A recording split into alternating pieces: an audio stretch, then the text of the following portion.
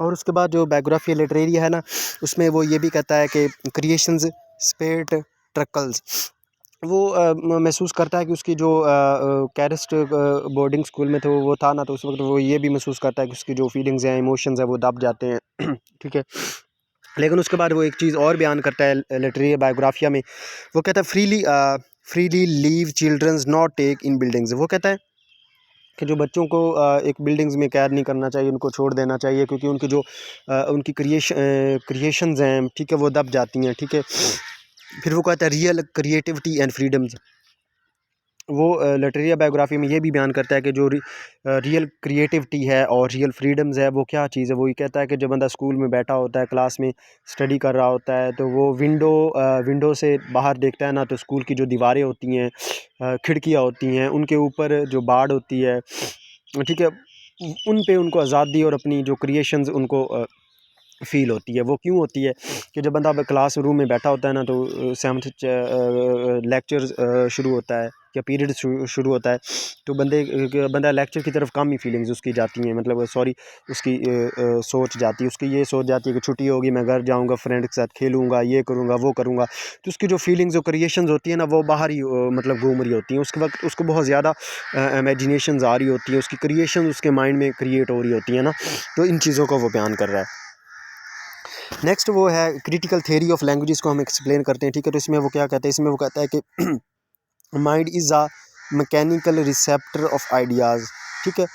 मतलब कि मशीन है, वो कह रहा है कि माइंड एक ऐसी मशीन है जो आइडियाज़ को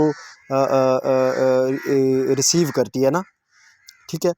लेकिन उसके बजाय वो ये होता है, वो ये कहता है, मतलब ये कहता था कि वो कहता है कि mind is the active agent. वो कहता था माइंड एक एक्टिव एजेंट है, ये कोई मशीन नहीं है। ठीक है। Perception of reality and ideas, इसको हम पहले भी एक्सप्लेन कर चुके हैं। ठीक है। उसके बाद इमेजिनेशंस को उन्होंने काफ़ी ज़्यादा एक्सप्लेन किया। ठीक है। उन्होंने कहा which is use to understand universe of human soul. मतलब इमेजिनेशंस को बंदा इस्तेमाल करके जो है ना, इंसानी जो रूह है वो पूरी दुनिया को समझ सकती है एक जगह पे, एक कोने में, एक कमरे में बैठ के। ठीक है। इमेजिनेशंस के ज़रिए। ठीक है। फिर उसने इमेजिनेशंस और फैंसी के दरमियान उसने डिफरेंस किया। Major thing of this work, जो बायोग्राफी लिटरेरिया का जो मेजर वर्क ये भी है कि differentiate between imaginations and fancy. ठीक है। उसके बाद two type of imaginations, imagination की टू टाइप्स हैं, एक प्राइमरी है, एक सेकेंडरी है। ठीक है। प्राइमरी पहले इमेजिनेशन को हम एक्सप्लेन करते हैं। एक common imaginations, uneducated person also do this, it is universal and possessed by alls poor fathers students and a young man imaginations not doing efforts automatically। इसका लुब ये है कि जो एक प्राइमरी इमेजिनेशन होती है, एक आम बंदा, एक कॉमन बंदा, एक अनपढ़ बंदा वो भी कर सकता है। ठीक है। और ये ये एक वाहद इमेजिनेशंस होती है जिसको बंदा एक कमरे में बैठ के, एक अनपढ़ बंदा जो होता है वो पूरी दुनिया को अपने अंदर समझ सकता है। ठीक है। फॉर एग्जांपल कि एक जो गरीब बाप है, उसकी क्या इमेजिनेशंस होती हैं, प्राइमरी इमेजिनेशंस की क्या होती हैं। वो कहता है कि मैं दिहाड़ी करूँगा, उससे पैसे आएंगे मेरे पास, मैं बच्चों को पढ़ाऊँगा। ठीक है। घर का राशन लाऊंगा। तो ये उसकी इमेजिनेशंस होती है, प्राइमरी इमेजिनेशंस होती हैं। स्टूडेंट जो होता है उसकी प्राइमरी इमेजिनेशंस ये होती हैं कि मैं मेहनत करूँगा, मैं अच्छे पेपर होंगे, मेरे अच्छे मार्क्स आएंगे, अच्छी यूनिवर्सिटी में एडमिशन होगा, मेरे वालिद खुश होंगे, मेरी अच्छी जॉब हो जाएगी। तो ये उसकी हैं। ठीक है। उसके बाद एक यंग मैन जो होता है उसकी इमेजिनेशन क्या होती है, वो उसकी ये होती है कि मेरी अच्छी जॉब हो, मेरी शादी हो, मेरी बच्चे हों, ठीक है, मेरा अच्छा घर हो, मेरे पास गाड़ी हो। तो ये उसकी इमेजिनेशन होती है, ये प्राइमरी इमेजिनेशन होती है। इसके लिए कोई कैद नहीं होती है, हर बंदा भी इसको इनकी क्रिएशंस कर सकता है। ठीक है। इसके लिए कोई अनपढ़ पढ़ा लिखा होना ज़रूरी नहीं है, कोई कैद नहीं होती इसके लिए। ठीक है। उसके बाद जो सेकेंडरी इमेजिनेशंस उसने बयान की उसमें वो कहता है कि advanced imaginations are not doing a common man doing by a poetic artist and writers। वो कहता था कि जो ये सेकेंडरी जो इमेजिनेशंस होती हैं, ठीक है, ये एक एडवांस्ड होती हैं। ठीक है। और इनको एक कॉमन मैन नहीं कर सकता, क्योंकि इनको राइटर्स और जो पोइट्स होते हैं वो ही क्रिएशन इनकी कर सकते हैं। ठीक है। पढ़ा लिखा इनके लिए ज़रूरी है और इनके लिए एक नॉर्मल आदमी से हट के एक चीज़ होती है। ठीक है। जो राइटर्स या पोइट्स होते हैं वो ऐसी ऐसी चीज़ें फील और लिखते हैं कि वो एक आम बंदा नहीं लिख सकता, ये वो चीज़ें होती हैं। ठीक है। उसके बाद वो कहता है what is thinking of ST. Coleridge about imaginations. ठीक है। इमेजिनेशन के बारे में उसकी ये थी कि पहले बंदा एक चीज़ को देखता है, फिर ऑब्ज़र्व करता है, फिर इमेजिन करता है। ठीक है। तो doing efforts for secondary imagination के लिए एफर्ट्स करनी पड़ती है, ठीक है। रॉ मटेरियल्स ज़रूरी होता है, रॉ मटेरियल इसका होता है प्राइमरी इमेजिनेशंस ही, ठीक है, with the help of secondary imaginations. उसके बाद इमेजिनेशन और फैंसी के दरमियान डिफरेंस आ जाता है। फैंसी जो होती है फैंसी फैंसी कहता है कि नॉट क्रिएशंस, मतलब फैंसी वो कहता है कि फैंसी जो है वो एक मेमोरी टाइप है, ठीक है, और ये तब्दील नहीं होती, ये सेम रहती है, ठीक है। लाइक है इसके इमेजिनेशन क्या है और फैंसी क्या है, इसमें मैं थोड़े से आपको एग्जांपल देके कहता हूँ। मतलब कि फ़र्ज़ करें कि मैं अभी बैठा हूँ, घर में बैठा हूँ, ठीक है, अपने रूम में तन्हा बैठा हूँ, तो मैं इमेजिन करता हूँ कि मैं कल लाहौर जाऊँगा और क्या करूँगा मैं वहाँ पे जाके। तो ये इमेजिनेशंस हैं, इसमें बंदा खुद चेंजिंग कर सकता है कि मैं लाहौर जाऊंगा, मैं टेस्ट देने के लिए जाऊंगा, मैं दोस्तों से मिलने के लिए जाऊंगा, मैं विज़िट करने के लिए जाऊंगा, मैं टूर के लिए जाऊंगा। ये सारी इमेजिनेशंस हैं। लेकिन फैंसी क्या है, फैंसी ये क्या है कि बंदा रूम में बैठा हो, बंदा सोचे यार मैं 1 माह पहले लाहौर गया था और मैं उसके बाद टेस्ट देने के लिए गया था, टेस्ट से वापस मैं अपने मामू के यहाँ गया था, उसके बाद अगले दिन मैं घर आ गया था। तो ये सारी चीज़ें, ये भी वो इमेजिन ही कर रहा है ना, लेकिन वो ये फैंसी है, इसमें वो अपनी कोई पसंद की चेंजिंग नहीं कर सकता, ठीक है। तो ये सारी चीज़ें इसमें इमेजिनेशन और फैंसी में है, ठीक है। उसके बाद क्या है, नॉट क्रिएटेड न्यू फॉर्म्स, मतलब कि जो फैंसी होती है न्यू फॉर्म्स में चेंज नहीं कर सकता। आइडियाज़ जो मतलब फैंसी होती है उसमें आइडिया जो होता है या आपका जो मेन मकसद होता है वो चेंज नहीं होता, लेकिन इमेजिनेशन में हो जाता है चेंज, ठीक है। और जो फैंसी होती है वो मैकेनिकल होती है और जो इमेजिनेशंस होती हैं वो केमिकल होती हैं, ठीक है। मतलब फैंसी में mechanical forms used in novels, मतलब जो फैंसी होती है वो नॉवेल्स में यूज़ होती है, जो इमेजिनेशन होती है वो पोएट्री में यूज़ होती है। और मैकेनिकल और केमिकल का क्या डिफरेंस है कि मतलब एक गाड़ी है, ठीक है, गाड़ी में पहिए, उसके टायर्स भी हैं, उसकी विंडो स्क्रीन भी है, उसकी बॉडी भी है, तमाम चीज़ें हैं ना, आपस में जुड़ी हुई हैं, लेकिन आपस में मर्ज नहीं हुई अपनी अपनी जगह पे वो नुमायाँ हैं और उनकी अपनी अपनी एक अलग है मतलब इम्पोर्टेंस है। लेकिन लाइक एज अ केक, ठीक है, फ्रूट केक फ़र्ज़ कर लें, उसमें एक फ्रूट भी होते हैं, उसमें केक भी होता है, उसमें कुछ और इंग्रेडिएंट्स भी होते हैं, मतलब शुगर भी होता है उसमें, और क्रीम भी होती है, ठीक है।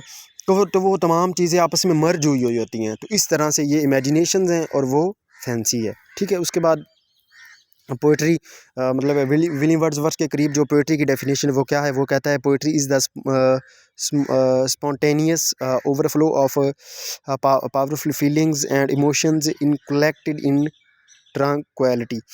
मतलब वो कहता है कि जो पोइट्री है ना वो एक ऐसे ठंडे मिजाज वाला ओवरफ्लो है। किसका ओवरफ्लो है? पावरफुल फीलिंग्स का, इमोशंस का, ठीक है, जो इंसान को ना खुद खुद आती हैं और क्या करती हैं, पुरस्कून करती हैं, पुरअमन महसूस करवाती हैं, खामोशी से आती हैं, पुरस्कून और पुरअमन करती हैं, ठीक है। इस तरह की ये पावरफुल फीलिंग्स होती हैं, ठीक है, पोइट्री की। तो ये उसकी डेफिनेशन थी। उसके बाद एस टी कॉलेज के करीब पोइट्री की क्या डेफिनेशन है, तो वो कहता है poem is the composition which is opposed to work of science of its subject. मतलब वो कहता है कि जो पोइट्री है या पोइम्स हैं वो साइंस के बिल्कुल उल्ट हैं अपने सब्जेक्ट के लिहाज से, ठीक है। वो कहता है कि पोइट्री क्या है, एक जस्ट सोर्स ऑफ नॉलेज है, लेकिन उसका जो एस टी कॉलेज का मेन फोकस था उसकी फ़िलासफ़ी थी और हिस्ट्री थी, ठीक है। तो वो कहता है philosophy is the important because it is sum of all knowledge, ठीक है। मतलब हर बंदा जिस चीज़ में वो माहिर होता है उसकी तारीफ़ें ही करता है ना, तो यही चीज़ें थी, ठीक है। उसके बाद William Wordsworth poetry is natural and using a common language. आगे ये सारी चीज़ें जो है ना, ये लिटरेचर बायोग्राफी में एस टी कॉलेज एक्सप्लेन कर रहा है, ये सारी चीज़ें जो मैं आपको बयान कर रहा हूँ, ठीक है। अगर आ जाता है ना explain the detail note on Literaria biography, ये बड़ा इंपॉर्टेंट लॉन्ग क्वेश्चन है, ठीक है। तो इसमें सारी चीज़ें आपने सम करनी होती हैं, ये चीज़ें, ठीक है। आगे एस टी कॉलेज कहता है कि विलियम वर्ड्सवर्थ की जो पोइट्री है वो बिल्कुल नेचुरल है, कॉमन लैंग्वेज यूज़ करता है, ठीक है। उसके बाद एस टी कॉलेज ने उसकी बहुत ज़्यादा क्रिटिसाइज़ किया, जिसको प्रीफेस टू लिरिकल बैलेट्स को लेके, ठीक है। उसने कहा कि विलियम वर्ड्सवर्थ की जो लैंग्वेज है वो तमाम पोइट्री जो है वो आर्टिफिशियल है, ठीक है, जैसे कि दूसरे पोइट्स की तरह होती है, ठीक है।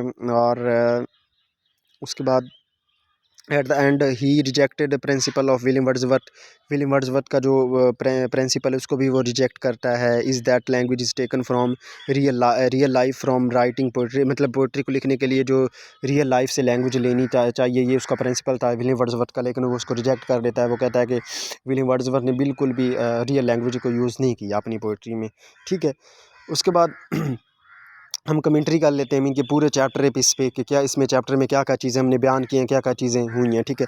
तो सबसे पहले हमने क्या किया है कि title of the book of biography literary is quite misleading, ठीक है। इससे मतलब ये है कि जो टाइटल है ना इसके सेट का लिटरेरी या बायोग्राफी, इसका मतलब ये है कि कुछ लिटरेचर, कुछ ऐसे पोइट्स हैं उनकी बायोग्राफी है, लेकिन इसमें बायोग्राफी आपको कहीं पे भी नज़र नहीं आई। जस्ट इसमें उसने फैंसी इमेजिनेशंस, इसमें क्रिटिकल लैंग्वेज थेरी, इसमें थेरी ऑफ लैंग्वेज, इसमें प्रीफेस टू लिरिकल बैलेड्स, इन तमाम चीज़ों को उसने एक्सप्लेन किया है। लिरिकल बैलेड्स को उसने क्रिटिसाइज़ किया है, विलियम वर्ड्सवर्थ को क्रिटिसाइज़ किया, उसके स्टाइल को क्रिटिसाइज़ किया, उसके प्रिंसिपल को क्रिटिसाइज़ किया, ठीक है। ये तमाम चीज़ें आ जाती, लेकिन इसमें बिल्कुल भी पोइट्स और राइटर्स की इसको बायोग्राफिया नहीं है। तो इसका जो टाइटल है वो ही मिसलीडिंग है, वो ही रॉन्ग है, ठीक है, क्योंकि वो उसकी जो बुक है उसका तमाम जो अंदर का काम है वो तमाम टाइटल के उल्ट है, तो ये मिसलीड कर रहा है, एक बात। दूसरी बात, content consist of rambling, mean के इसमें जो सारा कंटेंट उसने लिखा है ना लिटरेरी बायोग्राफी, बिल्कुल रंबलिंग है, बेतरतीब है, गैर मरतूब है, ठीक है।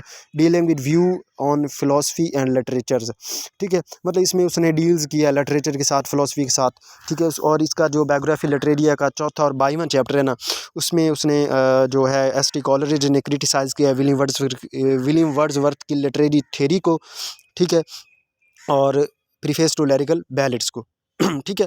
और उसके बाद also explain relations with William Wordsworth, और उसमें उसने अपना जो रिलेशन है विलियम वर्ड्सवर्थ के साथ वो भी एक्सप्लेन किया है, ठीक है। उसके बाद उसने विलियम वर्ड्सवर्थ की पोइट्री को एनालाइज़ किया है, फिर उसने क्या किया है, उसने फैंसी और इमेजिनेशन की कंट्रीब्यूशन काफ़ी दी है, इसमें एक्सप्लेनेशन भी दी है। उसके बाद प्राइमरी और सेकेंडरी इमेजिनेशन को भी एक्सप्लेन किया है। उसके बाद उसने identify characteristics of William Wordsworth poetry, ये भी उसने चीज़ें की, उसमें क्या उसकी क्या है मतलब करैक्टरिस्टिक थी, उसमें कॉमन लैंग्वेज यूज़ की थी, एक आम बंदा समझ सकता था, ठीक है, और ये चीज़ें उसकी अच्छी थी, ठीक है। उसके बाद क्या है, beginning of this work rejects the notions of William Wordsworth and Robert Southee, ठीक है, मतलब कि beginning of this work rejects, मतलब ये जो वर्क था ना सैमुअल टेलर का, इसको रिजेक्ट किया शुरू में विलियम वर्ड्सवर्थ ने और रॉबर्ट साउथी ने, ठीक है। Divided poems of William Wordsworth which created lyrical ballads into 3 categories, मतलब जो फिर ये भी चीज़ बयान करता है एस.टी. कॉलरिज कि ये जो पोएम्स लिखी थी विलियम वर्ड्सवर्थ ने लिरिकल बैलेड्स में, तो उसमें उसको उसने 3 कैटेगरीज में डिवाइड किया था। एक कैटेगरीज उसने कहा था हाईएस्ट स्टाइल्स है, उसका अच्छा स्टाइल्स है, फिर उसने कहा था the middle one and in the humblest styles, mean के खाकसार, मस्कीन, बहुत मतलब कि नॉर्मल से भी नीचे। तो ये तमाम उसने चीज़ें बयान की थी लिटरेरी बायोग्राफिया में।